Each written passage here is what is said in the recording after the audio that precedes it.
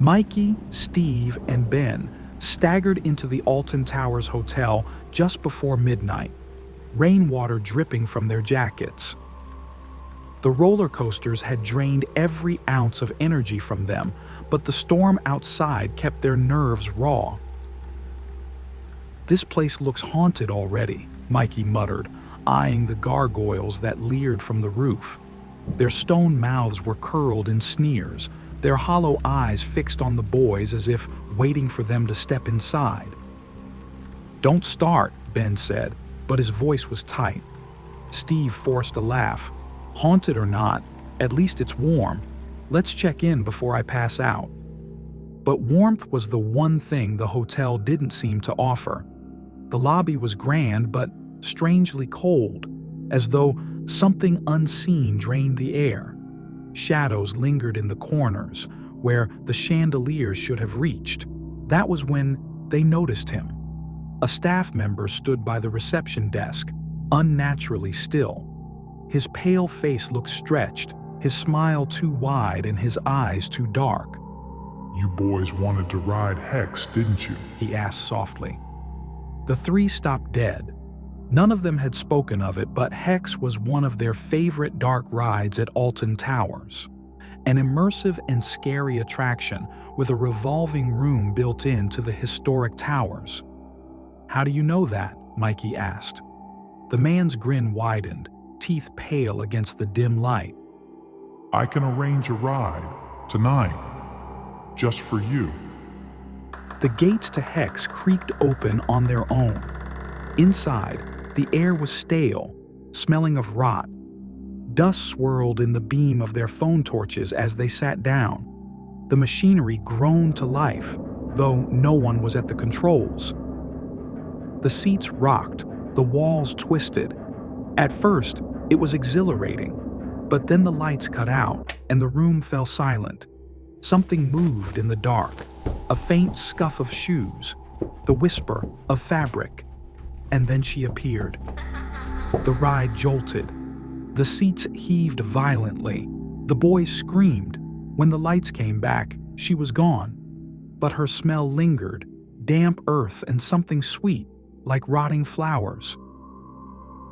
The next day offered no relief. She was on every ride. On Oblivion, Mikey turned just before the drop, and she was strapped into the seat beside him, grinning through blackened teeth.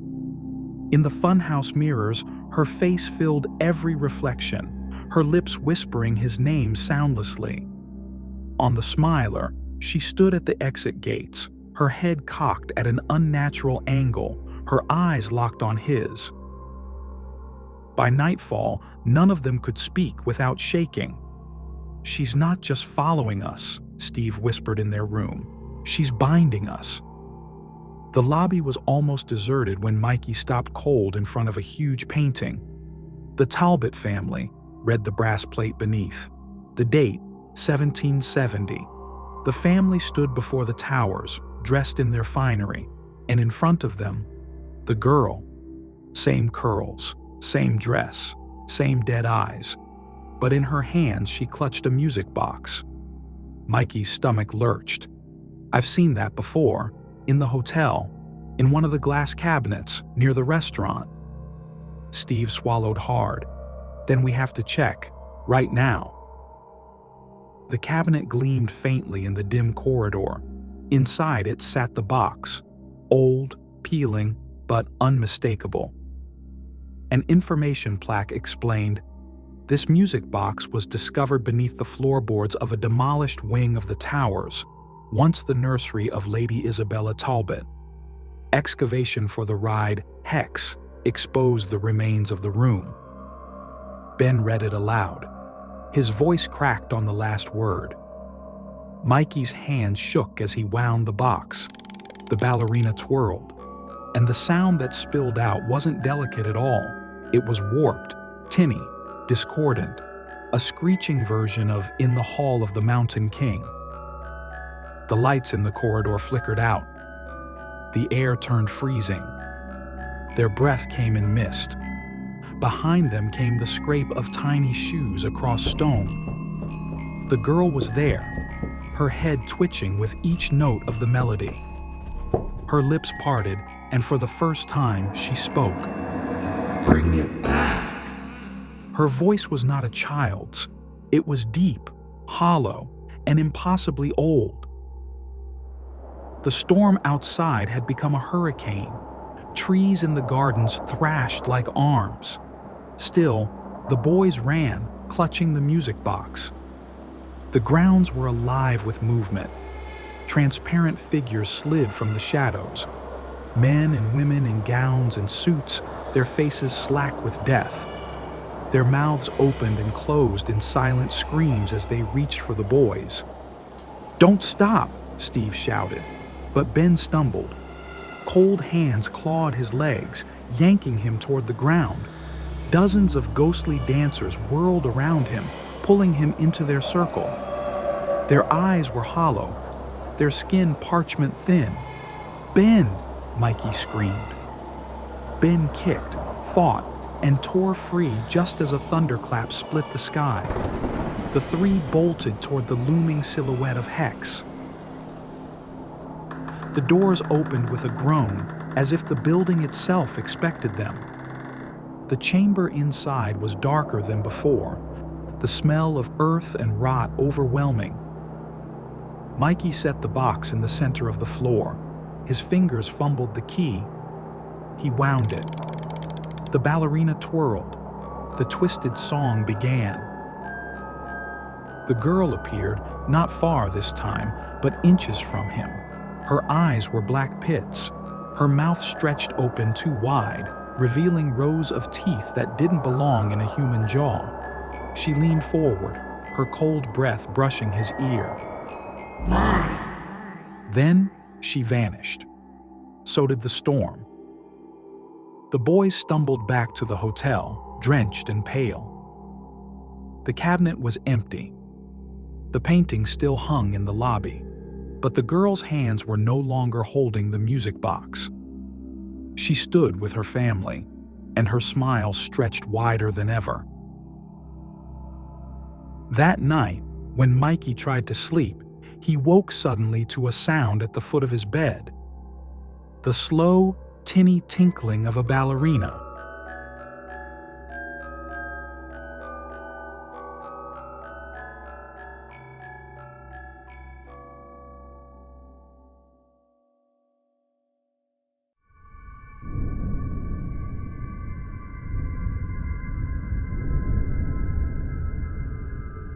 Chris was the sort of man you'd call if your car broke down, if you needed help shifting a sofa, or if your life just needed a bit of brightness. He worked hard, laughed easily, and carried a calmness that made others jealous. Stress seemed to roll off him like rain on glass. One spring weekend, Chris was in his garden, sleeves rolled up, sweat beading across his forehead as he built decking and sculpted flower beds. His hands, though, took the brunt of it. Skin split, cracked, bleeding in thin white lines. That night, wincing at the sting, Chris did something he never usually did. He went online and ordered a pot of expensive hand cream, a brand he'd never heard of, Volkov's Balm of Relief. It arrived in a plain brown box, the jar wrapped in tissue as though it were precious. The cream smelled faintly sweet, almost chemical. He rubbed it in generously and felt instant cooling relief. But by the next morning, his hands looked swollen. By day 2, the swelling had become grotesque.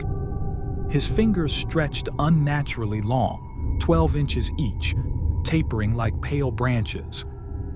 His palms looked bloated, skin shiny and tight. He wore gloves, but even the largest pairs tore apart. On the street, whispers followed him. Children pointed, laughed. One man shouted, "Oi, E.T., phone home." Chris forced a smile and shoved his hands deeper into his coat. By day 4, his fingers had doubled again. 2 feet long, thick and boneless seeming, slapping against his legs when he walked. His hands were now the size of paving slabs, and by day 7, there was no hiding. His hands dragged along the floor, nails scraping the concrete. Doors were impossible. Eating, impossible. Sleep, impossible. His life had collapsed into a waking nightmare. Still, he kept silent, until his mate Ronnie came round. Ronnie didn't laugh, not at first. He looked shocked, horrified. But horror soon turned to fascination to greed. The next day, the tabloids swarmed Chris's street. Cameras flashed, reporters jeered. "Monster Man," the headlines screamed. His photo was everywhere, his tragedy twisted into spectacle. Then came the letter, a heavy parchment envelope with red wax sealing its flap. The message was short. "Volkov's Circus of Freaks cordially invites you. Here, you will be safe. Here, you will belong." Chris resisted, but with the world pointing and laughing, where else could he go? The circus caravan met him on a windswept roadside. They ushered him inside, away from prying eyes. The tents were vast, striped in crimson and black, and though Chris had imagined cruelty, he was instead met with smiles. "We can keep your condition secret," the ringmaster purred, a tall man with teeth too sharp. "You need only share your gift." The gift was degrading. In the big top, children were balanced on Chris's fingers like spinning plates. The crowd howled with laughter, clapping at the sight of him wobbling with toddlers dangling from his grotesque digits. After the show, Chris sat alone in the shadows of his caravan, face buried in his warped palms. That's when he heard a voice. First time's the worst. After that, you stop feeling it. Her name was Natalie. She was slight, mousy-haired, but as she stepped into the light, Chris saw the horror she carried. Feet so long they dragged like tails, each nearly 4 feet. "I just wanted to soften the skin," she whispered. "Bought some Volkov's foot lotion online. Now look at me." Her act was cruel too, forced to kick massive inflated footballs across the tent, entertaining children who shrieked with glee at her deformity. It clicked in Chris's mind like a trap snapping shut. The cream, the brand, the circus. This was no accident. Natalie nodded grimly. "They make it, sell it cheap online, wait for people like us. When the changes come, the circus offers safety. But it's not safety, it's a prison." Together, they searched. They crept through the circus grounds at night, dodging guards and beasts in cages. In a locked wagon, they found rows of jars, the same cream Chris had bought. Hand, foot, face, scalp. Labels promising relief, but each carrying the same faint chemical sweetness. And beneath the jars, photographs, dozens of them. Men and women twisted with enormous lips, swollen eyes, ears stretched into curtains, legs like stilts, all absorbed into Volkov's circus. "Freaks don't die here," Natalie whispered. "They get used up, and when the crowd gets bored, they vanish." As if summoned by their discovery, the ringmaster appeared. His grin split too wide across his face, his hands covered in rings that glittered like knives. "You think you've uncovered a scam?" he hissed. "Oh, it's far grander than that." He gestured to his teeth, gleaming, jagged, inhuman. "The cream feeds us. You grow, you suffer, the crowds pay, and we feast." The circus was not merely exploiting deformity. It was breeding it, feeding on it. Chris grabbed a jar, hurled it at the ringmaster. The glass shattered, cream splattering across the ground. The ringmaster screamed, his skin bubbling, stretching, his tongue spilling long from his mouth. Chaos erupted. Natalie kicked one of her giant footballs straight into a fuel lantern. The tent ignited in seconds. fire roared through the circus, consuming wagons, cages, banners. The freaks screamed, not in pain, but in a sick chorus of delight, as though the fire was another act in the show. Chris and Natalie ran. Behind them, the big top collapsed, a great maw of flame swallowing Volkov's circus whole. They made it back to the roadside, smoke rising black against the dawn. Chris looked at his monstrous hands, still dragging against the ground. Natalie stared at her immense, dragging feet. "We stopped them," she said, voice trembling. "For now," Chris replied. His eyes drifted to the horizon. He knew the jars had been sold all across the world, thousands of them. Somewhere, someone tonight was rubbing cream into their cracked skin. Somewhere, another freak was being born. And Volkov's circus would rise again.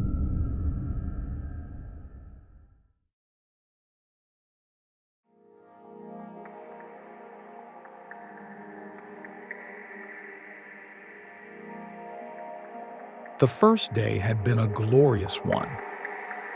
The Scottish Highlands stretched out in endless shades of green and gray, mountains stabbing at the low clouds, lochs as black and bottomless as spilled ink. Mark adjusted the straps of his heavy rucksack with the practiced ease of a man who had done this sort of thing all his life.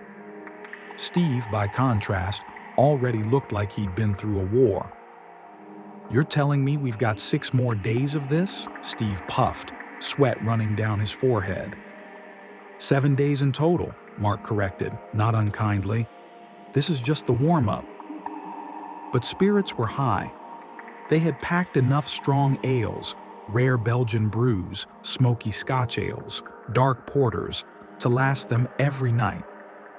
The plan was simple: hike hard by day, feast and drink by firelight at night, then crawl into their tents and sleep like kings. Only, that wasn't how it went. Not at all. By the time they reached the edge of Loch Lomond, dusk had already fallen.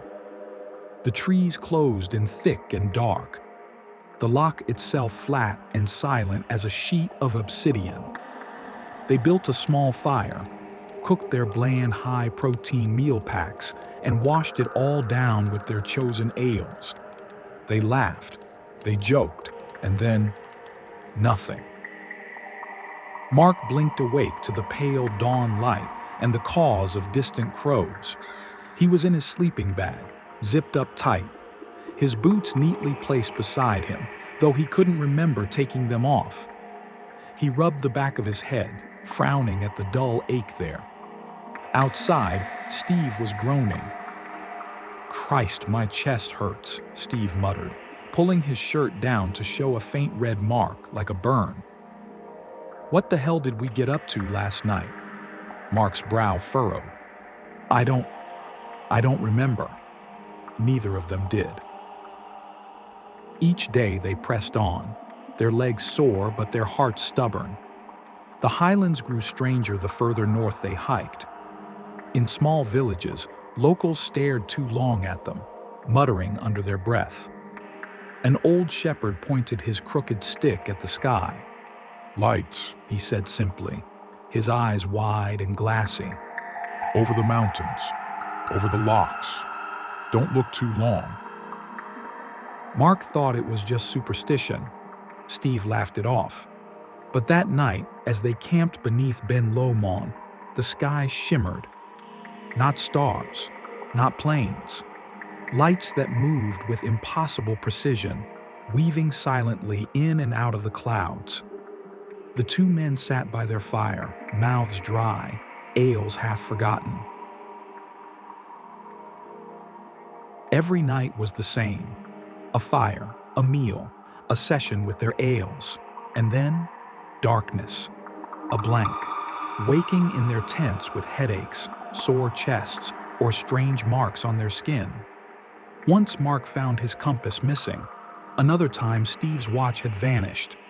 By the 5th night, Steve's phone was low on battery, but when he checked it the next morning, his hands trembled, "Mark," he whispered, "you need to see this."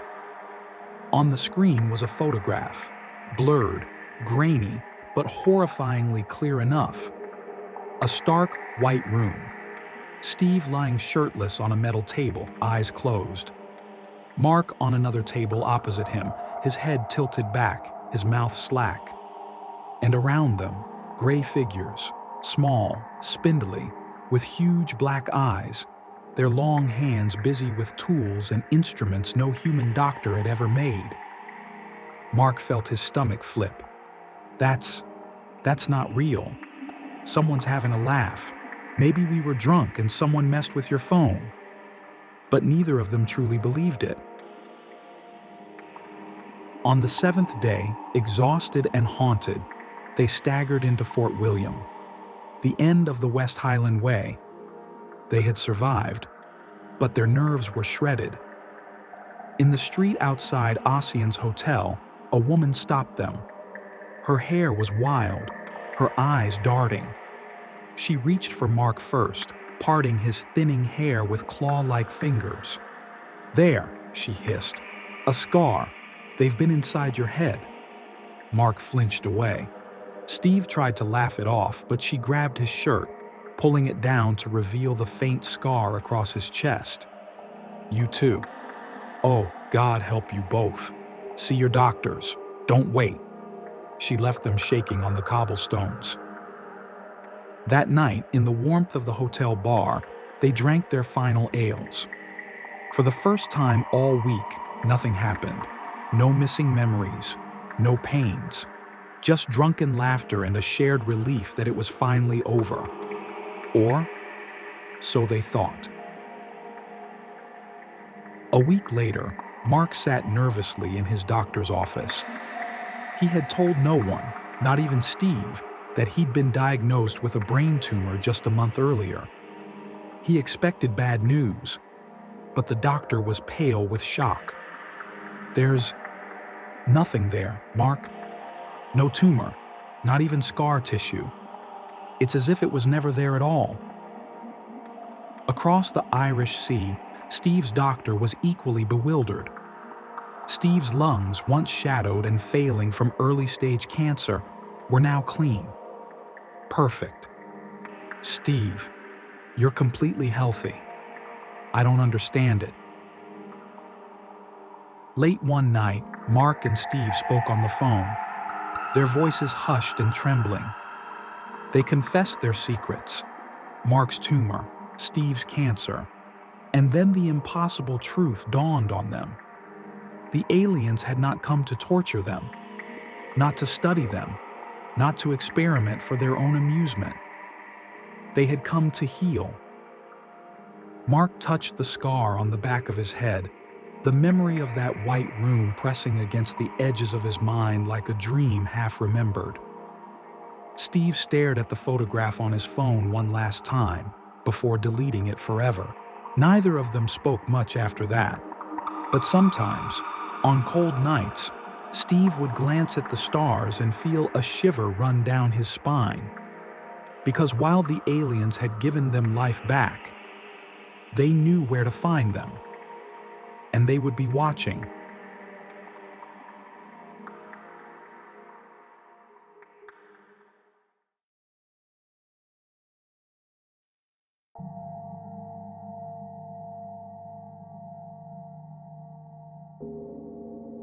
Every town has a house that belongs to Halloween. Most years, it's just a house with fake cobwebs and orange lights. But Lorne's place had a way of swallowing October whole. If you stood at his gate on a cold evening and looked up the path, you could see all the years layered on the bricks. Jack-o'-lantern scars on the steps, flakes of dried candle wax like pale tears on the railings, and somewhere in the soil, a fossil record of broken plastic tombstones. Every year, Lorne's party got bigger. Not just more people, not just more beer, bigger like a story told by a child who watched it once and then retold it with the volume turned up. Word spreads when people are hungry to be frightened in a safe place. And Lorne was good at giving them that. Fear with guardrails. You scream, you spill your drink, you laugh because your heart never stops. He had 3 best friends, always there on setup day, always first to arrive and last to leave. Anthony, fast hands, a practical joker with a stare that could look risky. William, solid, careful, the one who remembered extension cords and batteries. And George, soft-spoken, but the one who laughed loudest when something truly scared him. Together, they were a kind of compass for Lorne, pointing him toward bigger and better every October. This time, the joke had gotten a costume. Lorne found 4 masks at a market stall, pigs, glossy and obscene. Not the cute kind with pink cheeks. These had split snouts and cracked tusks, rivulets of baked-in blood, glass eyes that looked wet under any light. When he brought them out, the room changed. The men laughed first, because that's what you do when something ugly looks back at you. "The 4 little pigs," Anthony said, lifting his mask to the light. "The story was wrong," George said. "There were 4. "And the wolf," William added. "Well, maybe he had it coming." They wore the masks. They snorted on purpose, said stupid things to each other in squealing voices. It was a joke, and it made them feel brave. And underneath the rubber stink, they all felt a private thrill at how ugly the faces were. Lorne checked the guest list. 50 people invited. 50 people to watch the 4 little pigs run the night. He had plans. He had a map of his house in his head and what would live where. A mummy in the upstairs bath. A vampire hanging like a bat above the living room sofa. A werewolf folded into the coat cupboard so it could lunge at the sound of a hanger scraping the rail. The garden would be a graveyard. The shed at the bottom of the lawn would be a spider nest. And then there was the new centerpiece, Lorne's pride, an industrial laser rig that would stitch the garden into a tunnel of light and smoke. He talked about it the way people talk about cars, power, throw, color saturation. He had found a way to make light into something you could almost touch. They were ready for the biggest year ever.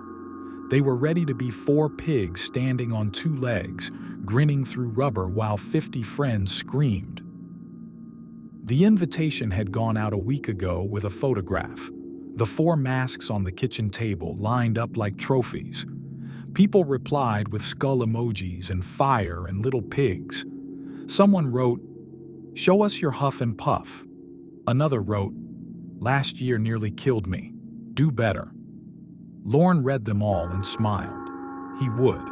He absolutely would. The prop shop had no right to exist in daylight. It was one of those frontages you notice only after you've passed it 100 times.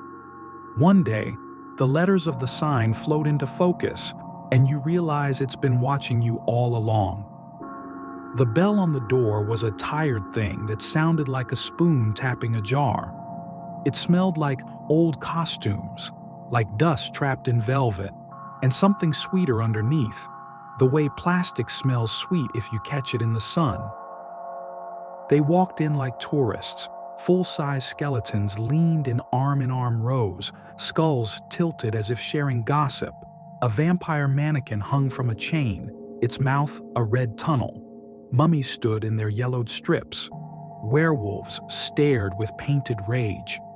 The shelves groaned with smaller things, knives with dried red flecks, plastic torsos with ragged stumps where limbs should be, jars of glass eyes, bundles of old books with cracked spines, a crate of rubber spiders the size of dinner plates. Do we just hire everything?" William asked. The old man behind the counter smiled without showing teeth. He had the air of someone who'd been interrupted at an interesting task. "It's why everything here is here," he said. "For 2 days, for 3, for the length of October if your pockets are deep enough." Lorne grinned. 2 days is plenty. He walked the aisles, touching what he wanted, calling out placements. Mummy for the bath, vampire for the ceiling rig, werewolf for the coat cupboard. George, measure that, see if it'll fit. Zombies for the garden. How many can we half bury before we run out of dirt? Anthony drifted to the back where the books were. He liked the feel of old paper even when it was fake. He lifted one, brown leather the color of dried leaves, its cover bare. No title. He opened it. Blank. Another. Blank. He picked up the brown one again and thumbed to the middle. A few lines of handwritten text in a small, neat hand. Too careful to be a joke. Latin, maybe. He couldn't tell. He closed it, put it with the pile of things to hire. It looked good. On a table, in a nest of cobwebs, it would look very good. They rented more than they needed because that was the point. They wanted the place to overflow. When the old man brought out the contract, his fingers hovered on the space for the date, then moved on. He was as formal as any clerk until the van was loaded and the men were thanking him and the door was about to close behind them. Then his voice changed. "Sorry," he said. "One thing." He had stepped forward, not too close. Hands out the way people hold their hands when they don't want to startle you. Did I give you a brown leather book?" "No title. It sits near the register. It's not for hire." Anthony glanced at Lorne. The book was somewhere in the van, under a tangle of plastic ribs and a bag of spider legs. "Yeah," he said. "That one." "I'll need it back," the old man said. The words came out strained. "Tonight, not tomorrow. Tonight." Lorne laughed because the man's seriousness broke the spell and made everything safe again. "We'll bring it back with the rest," he said. "We've got a schedule. Guests in a few hours." The old man didn't laugh. He stared at Lorne as if deciding whether to say a thing he would regret. He cleared his throat. Then, "Don't read it. Don't open it." He blinked quickly, 2, 3 times. "Do you understand? I'm asking because it matters." George watched the man's hands shake. William scratched his neck, angry with himself for feeling a little cold. Anthony said nothing. Lorne lifted both palms. "We won't," he said. "We're not book club people. We're party people." The old man's mouth trembled. "Please. Tomorrow morning," Lorne promised. "First thing." They drove away, already telling the story the way people in cars always tell a story, smoothing it, making it funny. "He begged," Anthony said in a high voice. "He begged us not to read the mean old book." They laughed because it felt good to laugh. The van rattled. The pig masks in the passenger footwell stared at the underside of the glove compartment with their glassy eyes as if waiting. Halloween morning broke as thin and gray as the skin on cooled milk. The house made its sounds, pipes popping, a window sash sighing where it didn't fit. Lorne had been up since 7, too excited to eat. He walked the map in his head and moved it to the world. Vampire rigged with fishing wire to the ceiling beam. A bath towel carefully smoothed beneath the mummy, because even plastic leaves a ring. A coat cupboard measured and remeasured so the werewolf's snout would meet the door at exactly face height when it sprang. The garden took the longest. The earth was the kind that reads as soil until you try to dig, and then it confesses to stones. They worked in gloves, laughing more because the ground was hard. They staked the zombie torsos into the holes and kicked soil until it lay like a blanket. William smudged blood gel on the edges where plastic met mud, and the effect was obscene. The ground looked hungry. The bodies looked halfway swallowed. The shed at the bottom of the garden was big enough to be a house in a different life. Nobody knew what it used to be. When Lorne bought the property, he found a bolt on the inside of the shed door, as if someone once wanted to be safe in there, not from there, and he'd taken that as a good omen for Halloween. They strung webbing from beam to beam until the air itself looked sticky. They stapled thin strands of cotton to make it catch in people's hair. Anthony carried the crate of spiders down and tipped it into a wheelbarrow. Legs spilled like black twigs. When it was done, the shed looked like the belly of something that eats and never empties. "Centerpiece," Lorne said, pointing at a plain table near the back. "We need a shrine." Anthony unpacked the brown leather book and set it on the table. He stepped back. Even blank, it invited touch.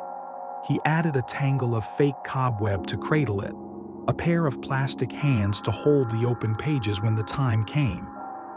He found a small desk lamp with a dead bulb and positioned the shade to throw a cone of shadow across the book, the way stage lights suggest a secret with brightness and a secret with darkness at the same time.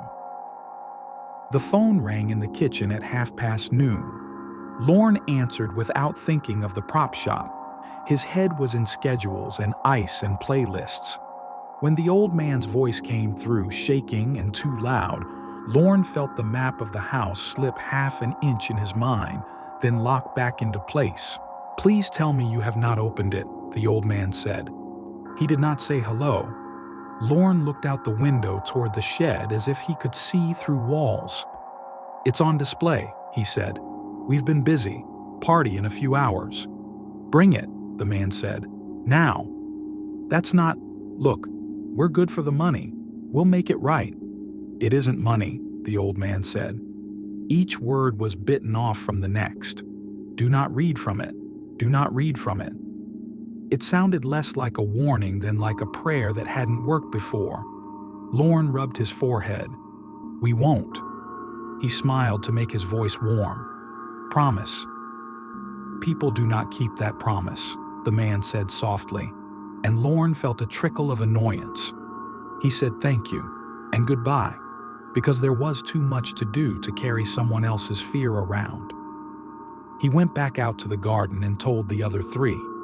They laughed. Of course they did. Men wearing pig masks in their heads don't hand their night over to a stranger's worry. Anthony touched the book's cover once just to feel the grain, and then put his hands in his pockets and whistled as he walked back to the house. By late afternoon, the place was a maze of pleasures. The vampire's shadow lay like a stain on the living room rug. The coat cupboard door would not quite shut, which made it better. It looked like the werewolf inside was breathing. In the bedrooms, skeletons lounged like bad guests. Candles waited with white wicks. Strings of orange lights pulsed like slow heartbeats. The laser rig was last, because the sky needs to darken before light can show off. Lorne built it like a ritual. He checked the power, cleaned the lens with a cloth he used only for this, tested the fogger, and watched vapor curl from the machine like thought leaving ahead. He let a single green line scratch the dusk and held his breath. It was beautiful, a soft geometry laid across leaves and faces. He turned it off and saved the reveal for later. At 7, the doorbell music started. Costumes crowded the hall. Someone slapped Lorne on the back and nearly knocked him over. The pigs came down the stairs in their masks, squealed for the crowd, and bowed. Flash from a phone lit up 4 rubber snouts. The night began. A party is 100 small currents. People braid themselves into groups and then unbraid and drift. The kitchen is always the sea. The living room is where stories are told at volume. The garden is where secrets happen, where cold air makes laughter ache. Lorne let it all move. He was the kind of host who watches like a conductor and touches nothing. When something drooped, he lifted it with presence. And when something soared, he stepped back and let it fly. Music thudded the way music thuds when everyone agrees to be young for one evening. The laser came on at 9. The garden hissed with fog, and a tunnel of green light drew itself from the rig to the far fence, a corridor you could walk through that made your skin itch in the best way. People shouted, people filmed it, and the films looked fake because light should not make a solid shape you can push your hand into. Someone kissed someone they would not have kissed in daylight. Someone else shrugged and forgave them for that because tonight was already bigger than tomorrow. In the shed, the air was still. The webs trapped the smell of damp wood and old grass. A few couples had wandered down and wandered out again, laughing when spider legs brushed their cheeks. A woman in a red dress sat at the table because her feet hurt, and because darkness close to wood feels safer than darkness open to sky. She saw the book. It did not seem old in the way libraries are old. It seemed old in the way scars are old. She smiled at the dramatic placement, at the way the lamp made a theater mask of shadow. She opened it to the first page. There, written big in red marker in a hand that had pressed too hard, were the words, "Close this book now. Do not read. I'm begging you." She laughed under her breath. Someone had leaned in. Someone had gone all in on the theme. She turned the page, expecting more joke, expecting a jump scare, a spider glued to the paper. The next 2 pages were blank except for a small body of text set in the center like an offering. Latin, or what she assumed was Latin. The letters were careful and thin. Domine tenebroso, te voco. Hic epulari potes, veni ad me. She read it the way a person reads a toast in a language they don't speak. Soft at first, then clearer, then a little louder because the shed swallowed sound. She giggled at herself, at the way her mouth tripped over the syllables, and said it one more time because the words felt good in her teeth when she wasn't sure what they wanted. She turned the next page. Blank. She fanned the rest with her thumb, the way you flip a cartoon in the corner of a book to see if the pictures move. Every page blank. The joke was in the emptiness. She closed it and the covers met with the dull sound of old leather speaking to itself. The sound that answered did not come from the shed. It came from everywhere. A bang that wasn't a bang. It was as if the air tore like heavy cloth, and behind it a horn blew one note so long and low that the garden fence seemed to tremble with it. People in the living room thought a speaker had exploded. People in the kitchen dropped bottle caps and laughed because laughter is a reflex before fear gets its shoes on. In the garden, the laser shuddered, its green heart deepening, deepening, until it was a red so rich it made the fog seem thick as blood. Music stopped, or maybe it was swallowed. Lauren felt the room tilt a fraction and correct itself. Every eye turned toward the garden, toward the shed, toward the light. The 4 little pigs lifted their heads as if a scent had reached them through the rubber. Someone said, "Is that part of it?" And someone else said, "I don't like that." And somebody laughed at the second someone because laughter was cheaper than fear. In the shed, the woman in the red dress closed her hand on the book without knowing why she did that. Her palm felt suddenly cold, as if she were pressing it against a window in winter. She stood. The webs tugged her hair. On the table, the lamp with the dead bulb glowed for a heartbeat, then died again, which lamps do not do. Outside, the party recalibrated. People made new shapes with their bodies that pointed toward exits. Someone said, "Power surge, probably." And someone else said, "Cool." And in the upstairs bathroom, a man laughed at himself for flinching at the mirror. The night inhaled. It began in little mistakes. In the upstairs bathroom, in front of the mirror, the man zipped and flushed, and that tiny domestic sound was the last ordinary thing he would hear. Behind him, linen shifted. He glanced over his shoulder and told himself he hadn't. A mummy does not stand. A mummy does not lift its arm like a swimmer about to cut into the pool. He watched his own face in the glass, waiting for it to make the right answer. When the wrap slid across the tile with a sound like a snake learning to walk, he turned. The mummy's head was inches from his. You cannot prepare for the wrongness of a face that should not move and does. The eye sockets were tar. Something old breathed through linen, and the linen did not flutter. The man's mouth opened because a mouth opens when air leaves through it quickly, and the bandages moved in. They wrapped the jaw, gentle like a hand on a shoulder, and then tightened again. And the mirror showed a pair of figures that could have been practicing a waltz, if not for the way one of them began to kick the cabinet with the heel of his shoe. In the first bedroom, a woman lay down because drink makes pillows necessary. The skeleton in the chair at the foot of the bed had been a good joke when she came in. She told it she was just resting her eyes, and it kept its counsel. She closed those eyes. The bed dipped as if someone kindly tucked a knee on the edge. The skeleton lay down beside her, joints clicking softly, and placed a hand on her shoulder. The hand was light.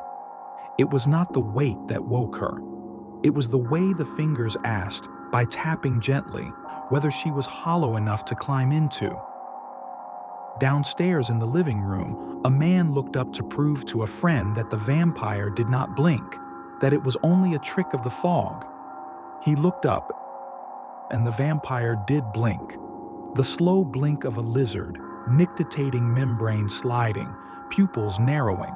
It let go of the chain as softly as a sigh and fell into the room, cape unfurling as if underwater. It landed on a coffee table, and the table said a little wooden curse and broke. The vampire smelled like hot dust and cloves. It smiled with a mouth too red and set its palm on the man's chest the way a priest might, a blessing gone wrong. In the corner of the room, under the painting of a crow, someone laughed, high and thin, the last laugh that didn't know better. At the coat cupboard, the door stuck the way doors stick when wood swells. A woman shoved it, and the door gave with a little bark of a sound, and the darkness inside had a smell. Dog, wet iron, fur that has been slept in by the moon. A snout showed like a knife. The jaws opened wide enough to fit the word no, and then the word please, and then the word that follows when neither of those works. The door closed in a hurry, and the hooks on the inside rattled as if they had their own reasons to be afraid. Out in the garden, the fog had thickened. The graves the men had dug that afternoon were neat little swales, each with a pair of plastic hands at the rim or a painted elbow as if a body were pushing up to see the stars. Now the ground heaved as if a great animal were breathing under the lawn. The hands flexed and found purchase, and you would be surprised how persuasive a plastic hand can be when it has purpose. The dancers who had stepped through the laser tunnel stumbled and then toppled as ankles were caught, shins hugged. It was almost playful until the soil came for their mouths. The laser burned deep red. It painted the fog in a color that made everything look drowned. It began to pulse, slow at first, then with a tempo you could almost count. People tried to leave the garden, but the tunnel turned vicious, a cage of light that made eyes water and bleed, a geometry that cut if you pushed hard enough. A man put his arm across it to feel brave, and came away with a lattice of blisters like a net burned into his skin. He screamed, and then tried to laugh, and then screamed again, because the wolf at the door does not always knock. The shed sang its little wood song as cold settled in it. Spider legs ticked the table like rain. The woman in the red dress held the book in both hands because her body thought of prayer on its own. Something in the webs lifted, and a shape moved down through the gray, bigger than a joke, patient. The first silk strand brushed her cheek. She closed her eyes and felt another across her lips, and another across her hair, and a weight above her that changed the cold in the room, made it intimate. The four little pigs did what men do when men wear a brave joke. They tried to take charge. Lorne shouted for the power. William ran to the laser rig and saw that the numbers on the control pad made no sense, as if the machine had decided it was born knowing all languages but had chosen a new one for itself. Anthony grabbed a broom and turned toward the living room where the vampire was entertaining, and George went for the garden because the earth should not eat people in a neighborhood you pay taxes in. "Stay calm," Lorne shouted, and his pig mask made the words sound like a parody of calm. He felt hands on his arms and didn't know if they were living hands or the hands he had hired. He found the fuse box and opened it, and the switches were all right, neat little soldiers in a row, offering him nothing. There is a sound the night makes when it begins to like the taste of you. It is not loud. It is the opposite of loud. It is the sound of the party forgetting the playlist, the house remembering a shape it wore before you owned it, the garden choosing sides. The sounds that followed were louder, the scrabble and thud and keen, but behind them all was a kind of agreement, as if a contract had been opened and signed where nobody could see. Lorne saw Anthony through a spill of fog. Anthony swung the broom at the vampire, and the broom broke cleanly, as if it were a bone. William stood with both hands on the laser rig, as if a touch could educate a machine about mercy. George disappeared into a red wash of light and did not immediately reappear. And then, the smallest story in the largest story. A plastic knife on the kitchen counter turned its blade toward a wrist that brushed it in passing, and the friends who watched did not know what they had seen until the blood made its own explanations on the tile. Somewhere, music tried to come back and coughed and died. Somewhere, a phone recorded everything in smooth, indifferent clarity. Somewhere, a pig mask turned, and two glossy eyes caught the red light, and for an instant, the rubber face looked like it had always been a face. Morning is a word that implies safety, but it is not a promise. It arrived at Lorne's place like a thin scrape across the sky. The laser wound down on its own, the color leaching from it until the tunnel broke into pieces that drifted away and lifted like breath from a sleeping mouth. The fog thinned. The garden stopped moving. The house settled and made the tired noises houses make when they've carried too much of the night. At the back gate, the old man from the prop shop opened the latch with a hand that shook, but not from age. He stepped into the garden, shut the gate behind him, and paused the way you pause before entering a church. He listened. Silence is not always empty. Sometimes it is a full bowl you're about to spill. He walked the path. He did not hurry. He moved like someone collecting on a debt that would not run. He passed the first shallow grave and looked down. The zombie that had been there lay exactly as it had when he rented it. Paint neat, fingers splayed. Beside it, someone in a once white costume lay half buried, the expression on their face a technical achievement no studio could match. Eyes so round the whites looked like glass, mouth open in a shape that might have once said a word that began with M. The skin had a shine to it. He nudged a wrist with his toe, and the wrist rolled as light as hollow plastic, the flesh catching the morning sun with a waxy gratitude. He moved on. At the coat cupboard, the door stood ajar, and inside the wolf crouched where it had been placed, its mouth forever opening. A coat hung neatly beside it, a guest's coat, and beneath the coat a scatter of new props.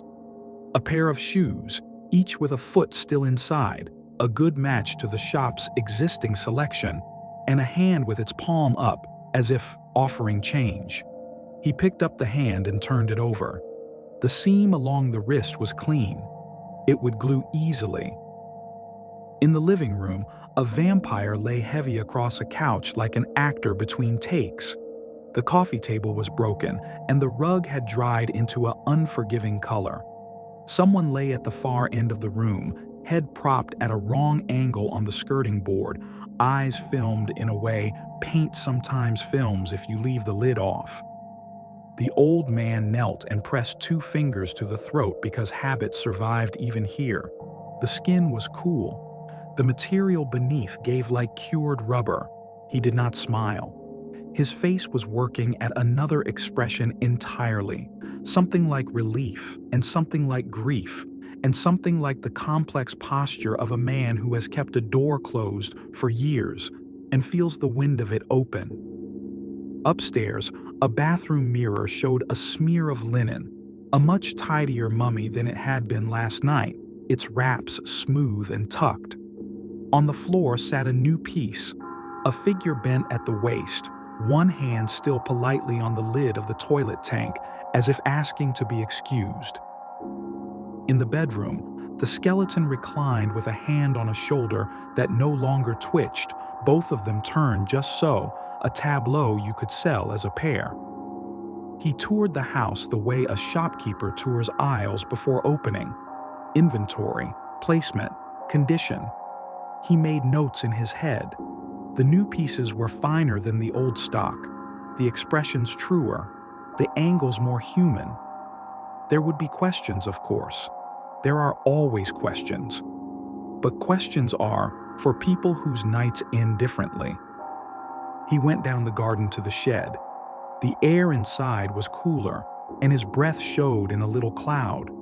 The webs had deepened overnight, layers upon layers, as if the shed had grown hair. Spiders the size of plates hung in stillness that felt like concentration. Near the back, at the table, a form sat upright, wrapped at the shoulders and chest in cobwebs so dense it looked matted. In her lap, pinned by silk, lay the brown leather book. The woman's face had set in a way the old man recognized because he had seen it set before. It was not terror now. It was the echo of terror, the geometry of a scream that would live in a room forever. He touched the book. It was cold, and then it was not. He slid it from her hands. The cover still bore no title. He opened it to the first page and read the warning in the ugly red scrawl. "Close this book now. Do not read. I'm begging you." He turned the page and read the Latin in the careful hand. The words sat lightly on the paper like flies. He turned again and found emptiness, and again, and found more emptiness. And he nodded because emptiness can be the heaviest thing a page ever carries. He looked around the shed at the spiders that did not blink, at the threads that caught the light and made cords of it. "Thank you," he said softly, not sure to whom. He closed the book and it made that small leather sound that lives in the bones. Back up in the garden, the red of the laser was gone. The rig sat with its little screen black, like a sleeping eye. He unplugged it and coiled the cable. He moved from room to room and yard to van, carrying pieces, making stacks, arranging. He did not hurry. He had another day by the contract, but contracts are for men who can be late.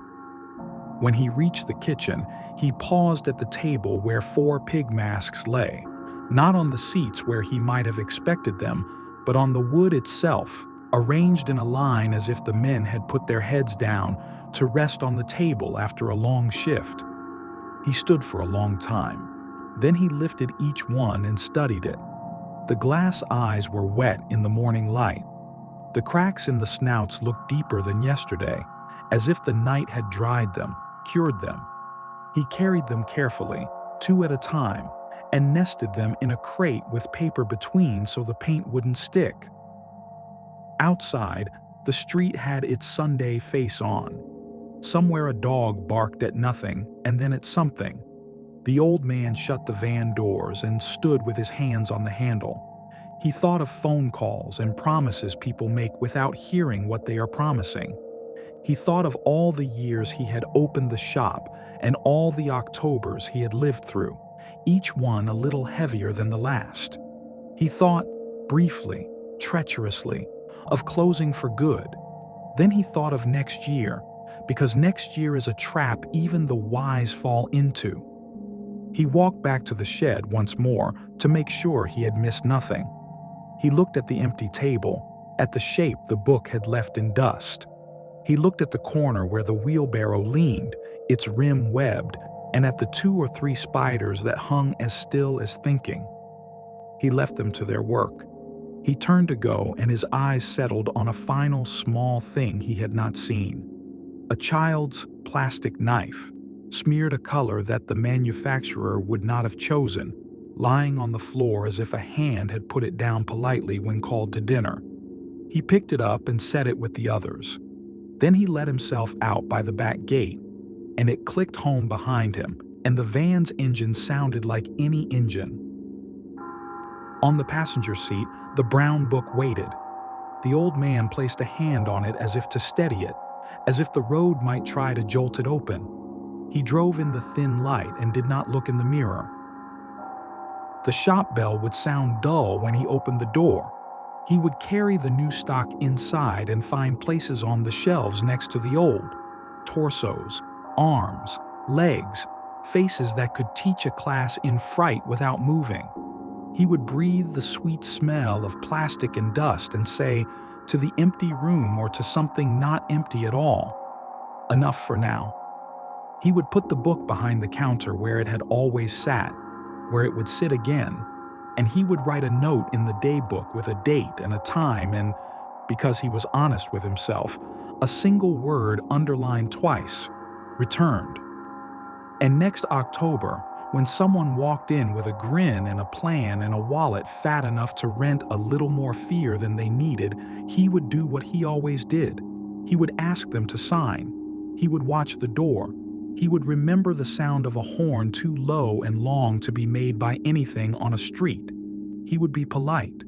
He would not tell everything he knew because stories do not save people who have already decided to read them. The town would talk about Lorne's party for a while because that is what towns do. It would become a cautionary tale, then a rumor, then a ghost of itself told by teenagers who would stand at the gate in the dark to dare each other to ring the bell. The house would hold its breath for 364 days. The earth in the garden would settle. The shed would cool. The props, old and new, would wait for their next job, folded and quiet, until someone opened a door and let the night in again.